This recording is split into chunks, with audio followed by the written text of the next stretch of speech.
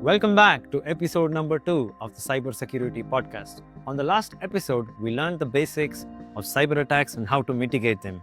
Well, on this episode, we're going to be going one level deeper into the world of web applications. You see, every single day we use the World Wide Web for everything from shopping to banking to financing and to almost doing our daily activities. Now, behind these websites, there are complex databases, applications running, connecting together to make it all happen. But these very applications can be targets for hackers, and one single vulnerability can expose your data to millions of people, which is why this episode is entirely focused on web application security. So let's get into it.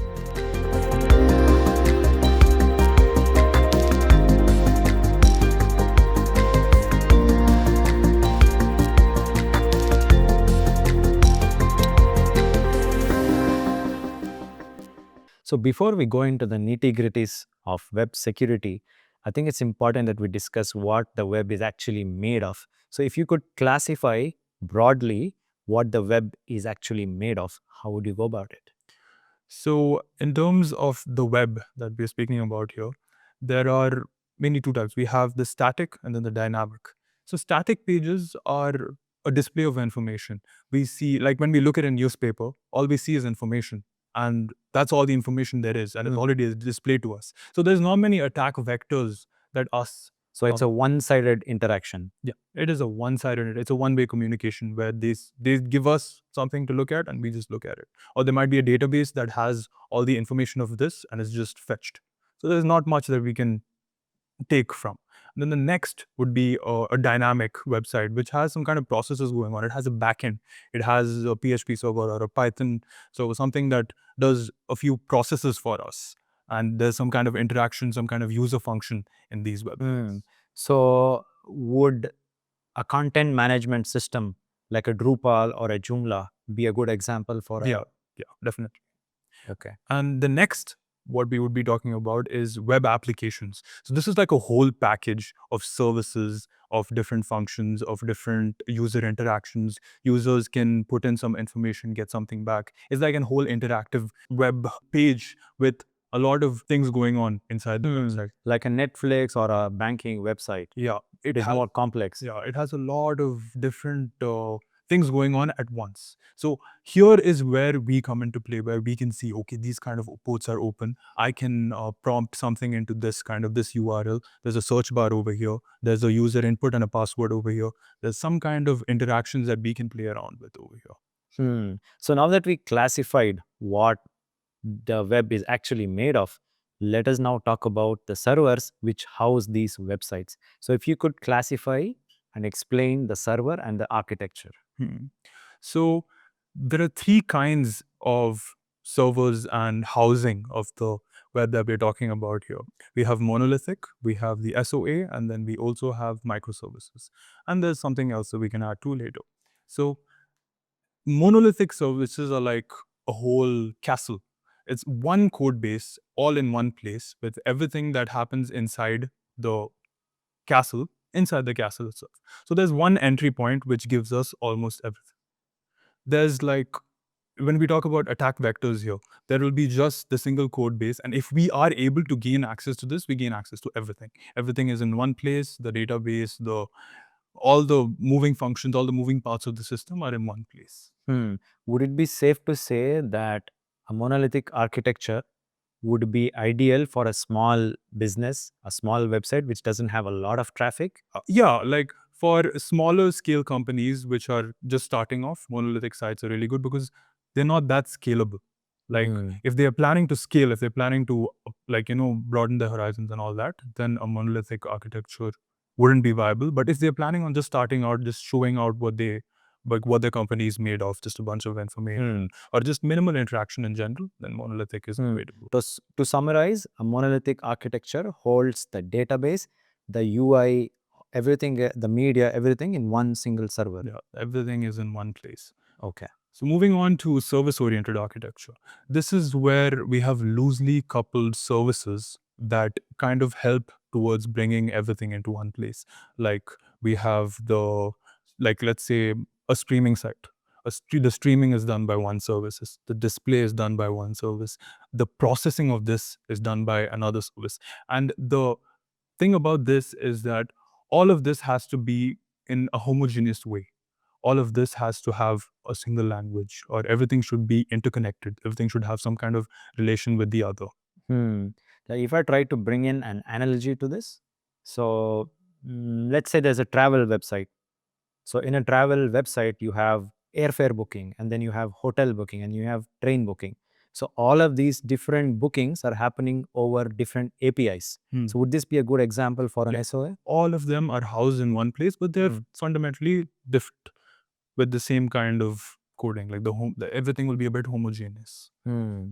Moving on to what microservices are. Now, this is where things get a bit complex, because microservices work in such a way that each service has their own database, and they can be as diverse as they like. They can have their own kind of coding language, they can have their own kind of server doing their own things, but they will be contributing to one single factor. Everything is in its own bubble doing its own thing. So, where the attack vectors come into this is that this is a really scalable architecture. But if something like, there's a lot of attack vectors here, a lot of inputs, a lot of different ways in which we can get in. But even if we do get in, we are only confined to that one bubble that the microservice is in, because it should be configured in such a way that everything is inside that bubble. We can't go outside it. So that's how microservices function. But at the same time, wouldn't it be much harder to defend a microservices architecture system, because you need that much more engineers to monitor these different microservices? It's not like the monolithic architecture where there's one single castle, like you explained. It is, but like developers have to be, like, as you said, developers have to be very mindful of everything that's going on. There's a lot to look at. So that's why this is really like a scalable architecture for more advanced companies that have like a bigger reach. And the thing about this is that since there are so many attack vectors, there's so many different ways in which we can exploit different kinds of microservices. So to give our audience an example, so let's say there's a shopping website. Let's take Flipkart, for example. So the whole checkout process can be one single microservice, right? And then the whole search process can be another microservice functioning independently. So even if the hackers tries to get in and gets into one of the microservices, but that's in its own bubble, doesn't get access to the other microservices. So this is kind of safer compared to the monolithic architecture. Yes, if it is watched and looked at properly, let's say that like a hacker is able to mess up the search bar. Now, only the search bar is going to be a feature that is down. But if we get into like a feature like the cart or like the transaction process, if the transaction process is not encrypted, we are able to look at only that, not things that are outside of. So we are stuck inside that place which is guarded around its bubble. We are inside one part of the fortress. It contributes to the main thing. Got it. So let's move on to the containerized deployments that you were talking about. Yeah. So containerized deployments would be where like we try to put all of these, let's take an example of the microservices. Let's say a bunch of microservices contribute towards one service in general, like let's say the cart. If the cart has a bunch of different things like clicking it, adding it, or displaying all the items in one place, putting like, for example, how many items can I add? Like in Flipkart, there's the option add, remove, or remove completely. So all of these are different microservices in that particular service, right? We can containerize this whole thing. We can put in different processes that go towards one area. So let's say I have a website that sells burgers in India, and now I want to move to another country. So I can just replicate this container and host it in that particular country in order to reduce the latency. And this way, even if the hacker gets into the broader system, he would be only be getting into one single country's system. Would be right when I say this? Yeah, definitely. Got it. So now that we explained what the web is actually made of and the kind of server architecture, now I think it's time to move on to the types of web attacks or web application attacks that happen on a regular basis. So I came across this open source project called OWASP, so which lists down the top attacks that happen globally periodically. So if we could go through that top 10 list, and if you could explain the different types of attacks and also how to mitigate them, that would be amazing. Yeah, let's definitely dive into that. But before we dive into the top 10, let's get into like a fundamental aspect of cybersecurity that we did talk about in the last episode, which we called as reverse engineering. But we were talking about the human factor in reverse engineering. Now, I want to give the technical definition of what reverse engineering actually is. Now, if I were to want to exploit something or want to make something better, or maybe like just change something inside without having the actual source code of something, I would want to approach the whole thing in a top down fashion. Like if I had a computer in front of me and I wanted to know how it works without the manual, without like the developer or the creator giving me a guide of how this whole thing was made, I would take apart everything from the top down. So, this is essentially what reverse engineering is. Reverse engineering is the process of a top down approach, usually without knowing what the source code is. And we try to figure out what are the vulnerabilities in the system. How does it work? What are the problems in the way of its working? How can we exploit that? So these are the questions that we try to answer. And it's the same thing with humans. Like when we try to find out why a person is doing something, there's always a motivation behind why he does it. I'll give you an example of how reverse engineering helps a lot in the whole hacking. Like I, for example, want to know what I want to hack into your phone, right? And I know that I watch you for a few days and I notice that every day at 7 p.m., you go and have chat. No matter what it is. Maybe one day if you're too busy, you don't go for it. But you always go and have chat. So now I know this information. Mr. Ram really likes chat. Right. So I could send an email or maybe an SMS or maybe even call you saying that there is some kind of really big, crazy offer happening in this amazing chart place. So And I'm used to having chat at that time, so I won't even read the source of where it is coming from. I would be just intrigued to do it right away. Exactly. And then me taking that link, you will just click on the link. And then once the link takes you to where I wanted to go, download whatever kind of software, spyware, whatever I have, whatever the implication that I have to do to you, it's over there, right? So reverse engineering helps us a lot in this aspect. It helps us understand what is up with the system. How does it work? What is the functioning? Got it. So moving on to the OWASP top 10, the Open Web Application Security Project. So this was an open source project conducted by a few people, which helps us understand what are the major attacks happening from time to time, periodically. It was updated in 2021. And the first, which was updated, moved up from, I think, the 5th position to the 1st position, is something called broken access control. So broken access control, if I were to like explain it in a simple manner, right? Let's assume that I'm going for a concert. There's always a way to verify that you've paid for the concert. It could be a ticket, it could be a band, it could be something, right? And there's always something written on that band which gives me like an ID or something like that. And I noticed that the rock stars, the main people who are conducting the uh, concert, they have a single digit number or a double digit number on their band, and mine has like a 5 or 6 digit number. So I decided that, okay, let me see how smart the security guard is. Let me scratch that off completely and just use a 2 digit number. This guy, he sees this 2 digit number and he's like, oh my God, this guy's a rock star. I need to let him into the suite. I need to let him into the mini fridge area where they have all the goodies. Right. And he's going to let me in. Why? Because the security guard isn't verifying in different levels. Right. So this is what those broken access control is. It's when. So let's say I'm accessing, let's say I went to the diagnostics and took a blood report, blood check done. And I'm accessing my report on a URL hosted by the diagnostic center, right? So in this URL, as you know, there is this ID at the end, right? Exactly. And let's say my ID is 134, something like that. And when I change that URL from 134 to 135, ideally, it shouldn't allow me to see the next person's medical record.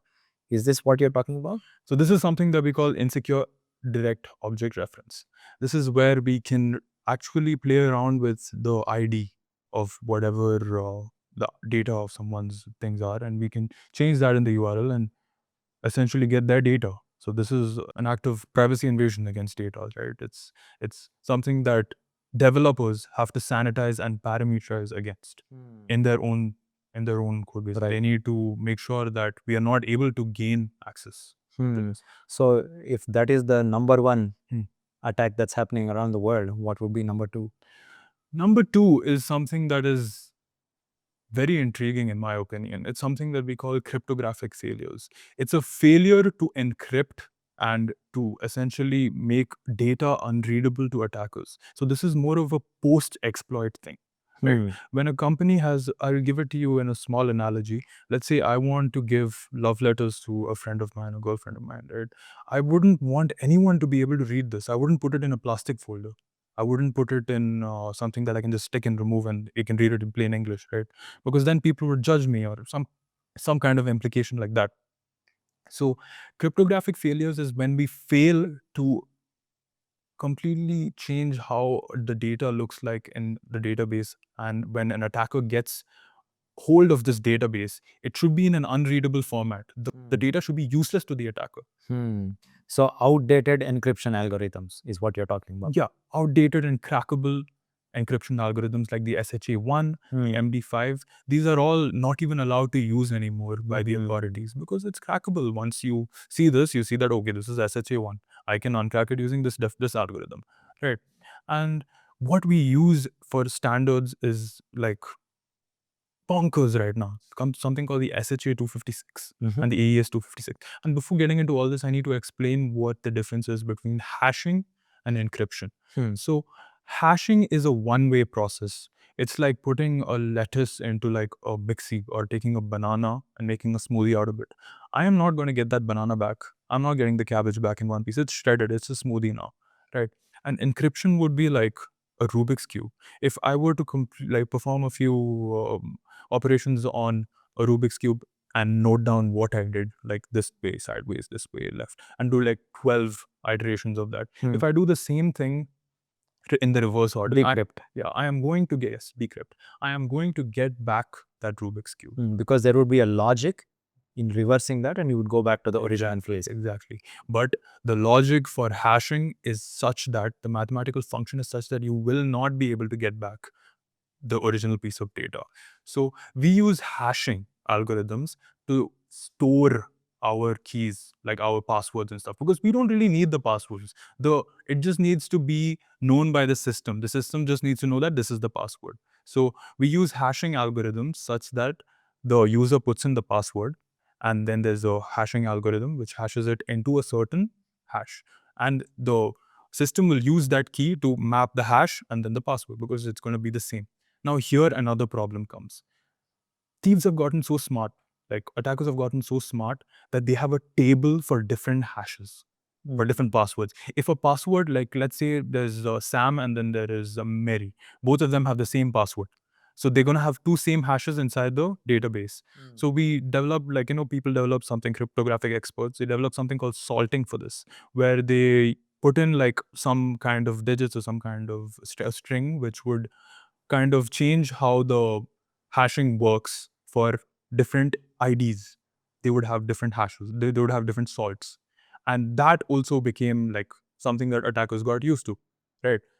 So then we developed something called key derivation functions. Key derivation functions help us to slow down how long it would take to brute force the hash, like to know how much time, like what it would take the rainbow table, which has the hashes in it and the passwords in it, and all the computing power for that would be increased exponentially. Like it would go by 2, then 4, then 8, and 16, and so on. Right. And then another thing I want to talk about is that the key, the key that we use, it's 2 raised to 256 now. To put that into perspective, that's 78 digits. That's like 1 followed with like 78 zeros. And to make that a bit more understandable, that is almost like a few thousand times, a few hundred times lesser than the amount of atoms in the observable universe. That's how many times, that's how many iterations it would take to crack that password. It's It a would one take in a lot of computation, it is a 1 in a that much chance. It's close to impossible. but not impossible when we have quantum computing.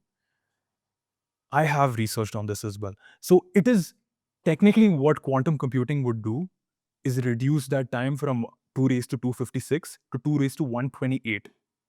even with like the strongest computers that we have, the quantum computers that we have today. So it's still technically impossible, just a bit less impossible with the key that we have right now, with the 2 raised to 256 key, the 256-bit AES and SHA algorithms. Got it. So moving on to the third, which is injection. So injection is inserting malicious code into a user prompt. Like if there was a page which would want to authenticate my originality into a site, right? There would be a username and a password. Now, if the developers have, and there is no kind of cure for this except for the developers actually using their brain and parameterizing and sanitizing the input, not trusting input. I can put in an SQL injection if the company uses a database, I can use an SQL injection which kind of changes how the SQL prompt would be given to the database. I could just put in like, okay, stop here or 1 equal to 1.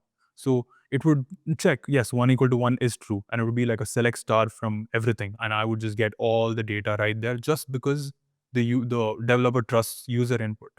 You know why I have a smile on my face when you said injection? It's because I have a personal experience with this. You see, many years ago, I had a website called Pass It On, in which people could give away items for free to each other. It was basically a free cycling platform. Back in those days, I was still a newbie and I was a one-man army. So back then, my website was defaced by Pakistani hackers. And when we researched how they did that, they did it using injection. So there was a login ID and password search box, right, through which they inserted the SQL command to deface my website. That's what it's this simple. So once they had that, they deleted all the databases. And back then, I didn't even have daily backups going on. So I lost everything. It was a website which had almost 20,000 monthly users, brought down to nothing. That's what it's this easy. Like when customers know that their data has been breached, they don't act like only a few of them understand what it means. What being breached means is that your data, your personal data is in the dark web, dancing around. People are buying it. Someone who wants to target you, someone who doesn't like you, goes into the dark web. They can literally buy your data off people who has this data because there was a data breach. There was a data breach and all this data has been leaked. Someone or everyone has this data, right? And if somebody wants to target that specific individual, that data exists over there. And they can use this for what? For more reverse engineering, for more decrypting of how this human works. So this reminds me of another thing. I read this on the internet. So there was this guy who stuck SQL commands on his car. The meme, yeah. Yeah. Can you share some light on that? So this was like, I don't know if it is real or not. I've just seen the meme and I found it extremely funny, right? The car that has a alter database or a drop database command on it, right? If that car is speeding and a radar's first thing is to check the number plate. And if that input is not sanitized, if it's not parameterized properly, what's going to happen is it's going to go directly into the database that the government owns or whatever entity owns, and it's just going to drop that database. That's it. Everybody's fine is gone, not just his, right? So this is how important it is to sanitize the inputs. Data validation. Yeah, you need to validate the data. You need to make sure that people can't just put in any kind of characters that they want. You need to make sure that this input is sanitized. You're not trusting whatever he says. You need to put in an error message that says, you can't use this specific character. You can't do this. Or you just change the inputs to make it use an ORM model, use a object relational mapping model, which helps to sanitize inputs, or use frameworks which would help. Got it. What's the fourth most? So the fourth most used is vulnerable and outdated components. So talking about vulnerable and outdated components would be like, let's say that I'm a chef using my own ingredients. I don't like using vendor ingredients. I like making my own tomatoes, using my own bread, maybe having my own animals for like the meat and everything. Everything is my own. But this one particular time, I decided to use mayo from a vendor which had their product recalled. Why? Because the product was gone. It is hazard for human safety or something like that. Now what happens? I have the best ingredients, but that one mayo is completely ruining my sandwich and it's making it unsafe to eat as well. So this is the same thing what I mean by using vulnerable and outdated components, using software that has known vulnerabilities, using components that are broken, have SQL problems, have the SQL injection problems, have broken access problems, right? And the big major example of this would be the Log4Shell. They had an injection problem with their software, which was happened to be a zero-day exploit. The attackers got to know this information before the developers themselves. And what happened is there was a mass stealing of data. Almost 140 million users' data was lost. The world was at its knees because Instagram was using this, Facebook, Amazon, Google, everybody was using this Log4Shell. And after this, everybody started using their own models. So this happens quite a lot with people who have WordPress websites, and they Correct. forget to update their plugins, and when they forget to update their themes and the core. Because whenever you're using a plugin, a third-party plugin, you are at the mercy of that author. So if he forgets to implement the new security measures, you are also at the risk. Yeah. And this is why they always specify this particular thing in their like, they'll have a user agreement thing. Yes. They will specify that if something happens, it's not our problem, it's yours. Right. That's why you would always try to have your own. I mean, it's not technically possible at this point, but we'll always try to have our own models for everything. So the fifth would be having like an insecure design. So when we talk about insecure design, it's like setting up a blueprint, right? When we try to make some software, we'll always have an idea of how it has to be constructed. Let's take an example of a bank that we might be making. A bank will always have a vault. I mean, a vault, right? A bank will always have a vault, and we would have to always secure that vault properly. But instead of securing it properly, instead of using big, fat, thick walls, we do everything properly from one side, and then the other side of this vault is connected to uh, a flimsy drywall, an office next to it, right? So what would attackers do? They wouldn't try to crack that vault, right? They know that, like, they've already scoped everything out. They know that there's a flimsy drywall here. They're just going to cut open that drywall, right? So insecure design is when we create some kind of software without thinking security first or security in the beginning. Like, let's say I'm writing a piece of code, I'm making an API, right? I don't think I'm just making the API for its functionality. I'm not thinking, how can this API be abused? Can I send this API like 100,000 times in a second? And would the whole server be traffic? Or does this API accept user inputs blindly? Right. So things like that. So this is where rate limiting comes into picture.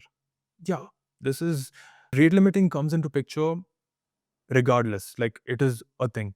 But thinking about all these security implications while designing it from the beginning is what I mean by security. I mean, insecure design, having a design which is fundamentally flawed from the beginning.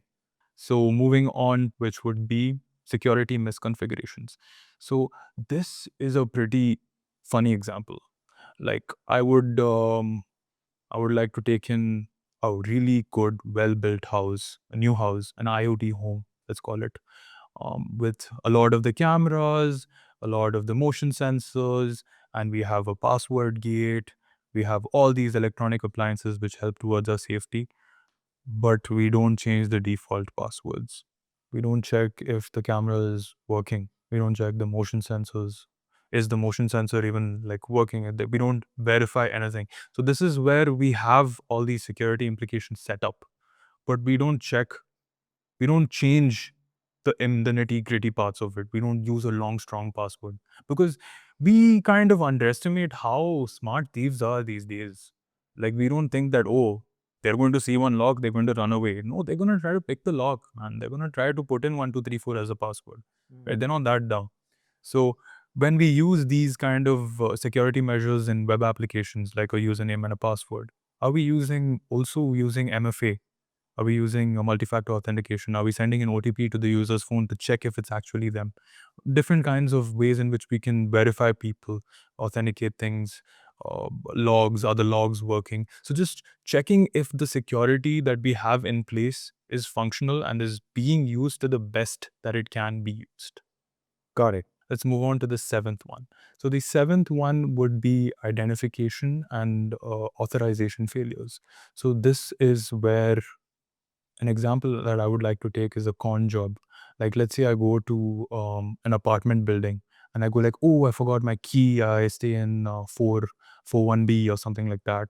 And this guy is very eager to help, and he doesn't know how many people are there in this apartment, which houses like hundreds of people, right? So he would just like, okay, go up. It's fine. That's fine. Go and check the apartment and all that. He goes up. He goes up, and then he knows we've done some reverse engineering already. I know that this guy keeps the key under the pot, like most people do, like a spare key, right? Now I opened his house, I've gone inside, I'm drinking his juice, I'm eating his food, I'm watching some TV, have some fun, and go back home, right? So this is a failure of identification and authorization, authentication things all at its best. Like, we are not using MFA.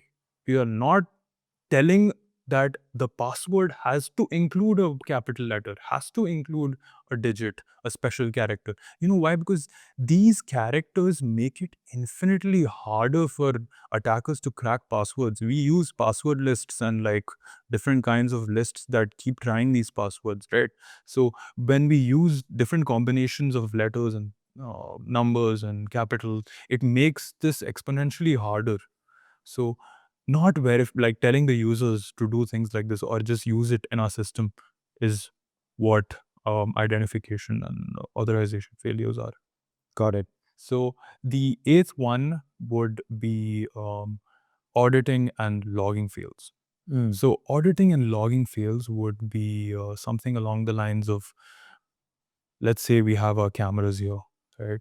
The cameras work, everything is great, and a robbery happened, but it happened like a long time ago.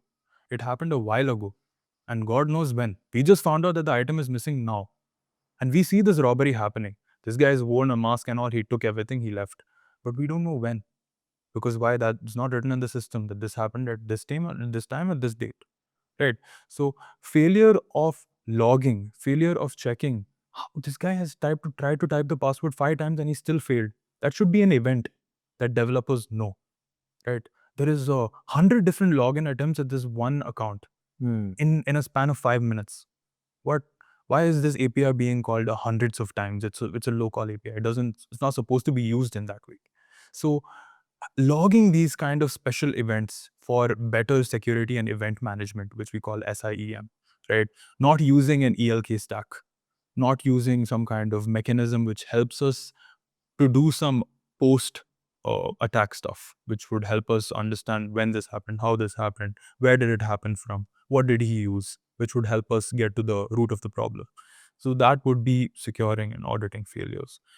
So the next one would be software and in data integrity failures checks. I would try to give an analogy for this using Zomato or Swiggy or any of these companies. How do we know that our delivery partners are our delivery partners?